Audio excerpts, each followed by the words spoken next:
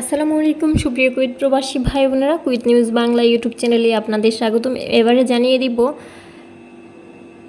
মুক্তিযুদ্ধ বিষয়ে গুরুত্বপূর্ণ খবর রয়েছে। 1,22,000 মুক্তিযোদ্ধার বিরুদ্ধে ভুয়া সনদ নেয়ার অভিযোগ, 31 জনের বিষয়ে শুনানি আজ জামুকায়। বিস্তারিত জানিয়ে দিচ্ছি। ভুয়া মুক্তিযোদ্ধা শনাক্তে মাঠ পর্যায়ে কাজ শুরু করেছে জাতীয় মুক্তিযোদ্ধা কাউন্সিল জামুকা। প্রথম ধাপে 31 জনের শুনানির ধার্য তারিখ আজ। কুমিল্লা সার্কিট হাউসে সকাল 10টা থেকে এ শুনানি অনুষ্ঠিত হবে। জেলা প্রশাসকের মাধ্যমে পাঠানো চিঠিতে সংশ্লিষ্টদের উপস্থিতিতে থাকতে বলা হয়েছে।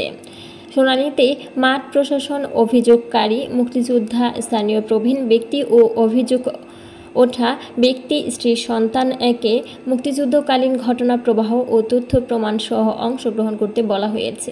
সুপ্রিয় বন্ধুরা, অবশ্যই আপনারা আমাদের কুয়েত নিউজ বাংলা ইউটিউব চ্যানেলটি সাবস্ক্রাইব করবেন এবং বেল বাটনে ক্লিক করে রাখবেন। পরে অন্য কোনো ভিডিওতে জানিয়ে দিব মোট 31 জন ভুয়া মুক্তিযোদ্ধার নামের তালিকা সহ বিস্তারিত তথ্য। জুলাই আন্দোলনে ছাত্র জনতার অভ্যুত্থানের পর অন্তর্বর্তী সরকার গঠিত হলে মুক্তিযুদ্ধ বিষয়ক মন্ত্রণালয়ের উপদেষ্টা দায়িত্ব পান ফারুকী আজম বীর প্রতীক। দায়িত্ব নেওয়ার পর এক সপ্তাহের মাথায় মুক্তিযোদ্ধা সনদ ও তালিকা যাচাই বাছাইয়ে নির্দেশ দেন তিনি। তার নির্দেশনার পর দেশের জেলা উপজেলা থেকে মন্ত্রণালয় এবং জামুকায় হাজার হাজার ভুয়া মুক্তিযোদ্ধার বিরুদ্ধে অভিযোগ জমা পড়ে। জেলা প্রশাসকের চিঠি দিয়ে সব অভিযোগ যাচাই বাছাইয়ের নির্দেশনা দেয় মন্ত্রণালয়। এরই অংশ হিসেবে আজ কুমিল্লা অঞ্চলের বিভিন্ন জেলায় 31 জনের বিরুদ্ধে শুনানি অনুষ্ঠিত হবে। এ বিষয়ে জামুকার মহাপরিচালক শাহিনা খাতুন বলেছেন, একজন মুক্তিযোদ্ধা ভুয়া নাকি আসল তা ঢাকায় বসে যাচাই করা কোনো মতেই সম্ভব নয়। এর জন্য আমরা অভিযোগ ওঠা মুক্তিযোদ্ধাদের তথ্য যাচাইয়ে মাঠ পর্যায়ে যাওয়ার উদ্যোগ নিয়েছি। এর অংশ হিসেবে আজ কুমিল্লায় যাচ্ছি। সেখানে প্রকৃত উদ্ঘাটন করা হবে ঘটনা। সে সময়কার সাক্ষ্য প্রমাণ এবং তথ্য প্রমাণ নিখুঁতভাবে নিরূপণের চেষ্টা করব। জামকা সদস্য ক্ষম আমির আলী বলেন, সব সরকার এসে শুধু মুক্তিযোদ্ধা সনদ দিয়ে গেছে। আসলে কে আসল কে ভুয়া তা তোয়াক্কা করেনি।